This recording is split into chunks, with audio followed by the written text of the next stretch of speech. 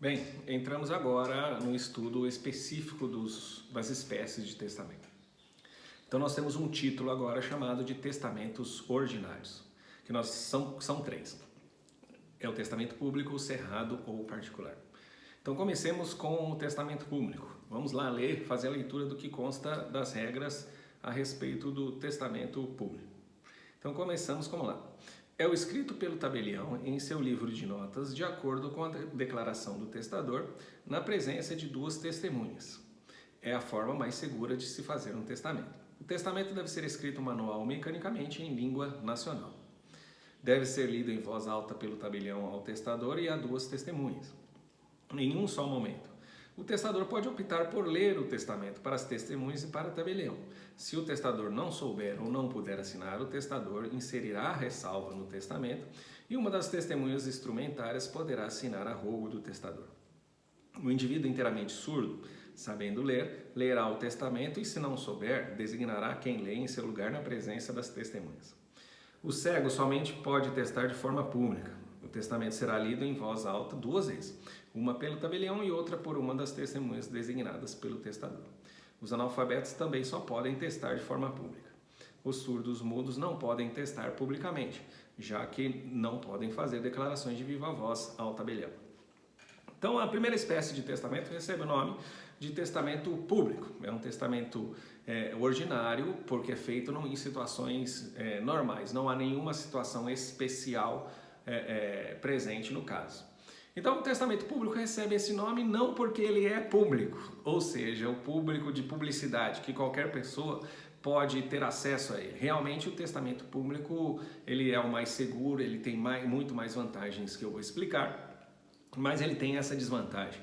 Ele é público, então a pessoa pode fazer o testamento e o testamento ficará lá. Então, outra pessoa, um interessado, vamos supor um filho da pessoa, pode querer ver o testamento naquele tabelionato e ele vai conseguir, porque não há nenhuma vedação à publicidade do testamento. O testamento público recebe este nome porque ele é feito por um tabelião, e o tabelião está exercendo uma função outorgada pelo Estado. Então ele está em delegação do Estado. Por isso que a gente fala que o testamento ele se chama público, tá certo? Testamento público é a pessoa chega ao cartório, ao tabelionato e fala assim para o tabelião: eu gostaria de fazer o meu testamento. Então o tabelião chamará o testador a uma sala e o testador vai narrar o testamento ao tabelião. O testamento público ele é feito de viva voz, ele é feito por declaração da pessoa. Então a pessoa não pode chegar lá com um papel e falar assim, ó, tabelião, este aqui é o meu testamento. E o tabelião por conta própria digitar. Não pode. A pessoa pode até levar anotações, mas ela é que vai ter que narrar o que ela quer ao tabelião.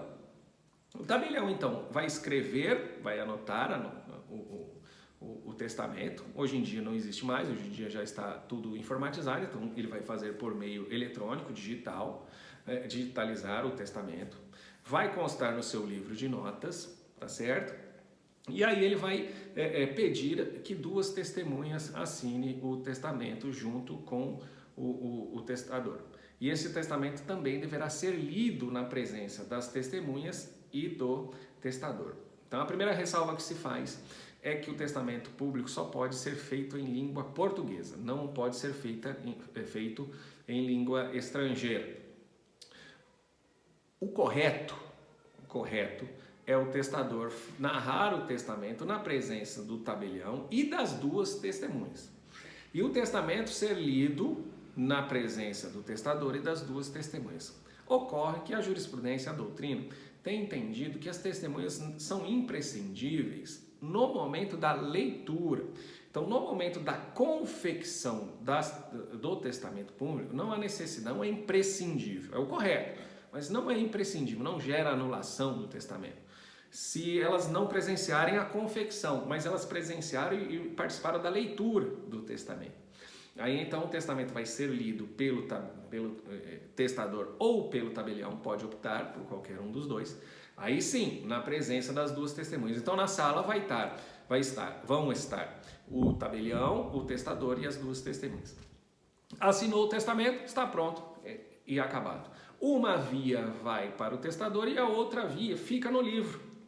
Então por isso que a gente fala que é a forma mais segura de testar, porque mesmo que a via que fique com o testador se extravie, se perca, se deteriore, nós temos uma via no tabelionato. Então depois do falecimento, qualquer interessado poderá pegar o translado do testamento e aquele testamento será cumprido. Acontece que às vezes o testador ele não pode ou não sabe escrever, não sabe assinar, está impossibilitado de assinar. Vamos supor que seja um analfabeto ou uma pessoa quebrou os 2 braços num acidente e ela não pode assinar. Então no tabelião vai convocar uma pessoa para assinar a rogo do testador. Então ele vai colocar essa ressalva no testamento. O testador estava impossibilitado de assinar, assina seu rogo, pode ser inclusive uma das testemunhas participantes, mas ele precisa constar essa ressalva. Então a pessoa às vezes não está incapacitada de assinar, mas ela pode fazer o testamento público. Agora nós temos algumas pessoas que possuem necessidades, possuem deficiência e podem fazer testamento público. E a primeira delas é a pessoa surda. A pessoa surda pode fazer testamento público, porque ela consegue falar, ela só não pode ouvir. Então ela vai narrar o procedimento da confecção do testamento, é o mesmo. Acontece que a lei impõe que depois de ser lavrado o testamento público, o testador surdo, ele precisa ler o testamento. É ele que vai ler na presença do tabelião e das 2 testemunhas. Por que ele vai ler? Porque se o tabelião ler, ele não vai escutar, ele não tem como dar autenticidade às suas declarações. Então por isso que ele tem que ler. Então ele lendo, ele dá validade à sua vontade e aí subscreve junto com as testemunhas e o tabelião está perfeito. Só que às vezes a pessoa surda, ela não sabe ler, ou ela prefere que outra pessoa leia. Então, neste caso, ela vai ter que nomear uma pessoa de sua confiança para fazer a leitura do testamento. E aqui nós fazemos a ressalva que nós precisaremos de 3 testemunhas neste caso. Nós precisaremos daquela de confiança do testador surdo, que vai ler o testamento, e das 2 que vão ouvir e presenciar a leitura. Então, nesse caso, é a única hipótese que nós precisaremos necessariamente de 3 testemunhas do testamento. E outra ressalva que eu faço é que as testemunhas do testamento, elas são chamadas, do testamento público, de testemunhas instrumentárias, porque elas só participam da confecção do testamento. Elas não precisarão confirmar a validade, não precisarão participar de nenhum evento futuro para confirmação, para o cumprimento das disposições testamentárias. Outra pessoa que possui deficiência que pode fazer testamento público é a pessoa cega. A pessoa cega só pode fazer testamento público. Então é a única hipótese que ela pode fazer testamento público. Acontece agora que o testamento, para ter mais confiabilidade, ele precisará ser lido 2 vezes para que o testador surdo, o testador cego, possa verificar que efetivamente está ali a sua vontade. Então a primeira leitura ela é feita pelo tabelião e a segunda leitura é feita por uma das testemunhas. Então ele será lido 2 vezes, só que agora não precisa ser uma pessoa de confiança do testador, assim como era na pessoa surda. Pode ser uma das 2 testemunhas instrumentárias previamente designadas, tá? Então essas 2 pessoas que possuem deficiência precisam dessas ressalvas. A pessoa analfabeta, aquela que não sabe ler nem escrever, ela só pode fazer testamento público. Por quê? Porque, como eu disse anteriormente, o tabelionato exerce um munus público e ele tem fé pública. Então, as disposições feitas perante o tabelião gozam de presunção de veracidade. Essa presunção não é absoluta, pode ser questionada, mas por isso que o analfabeto só pode fazer testamento público. Agora, não podem fazer testamento público aquelas pessoas que não podem expressar verbalmente a sua vontade.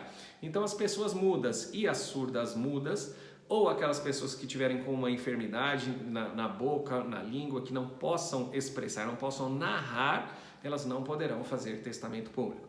Nós vamos ver a seguir que essas pessoas podem fazer outros tipos de testamento. Testamento público elas não podem ser feitos, não podem realizar, porque o testamento público ele é feito de viva voz para o tabelião, pelo testador.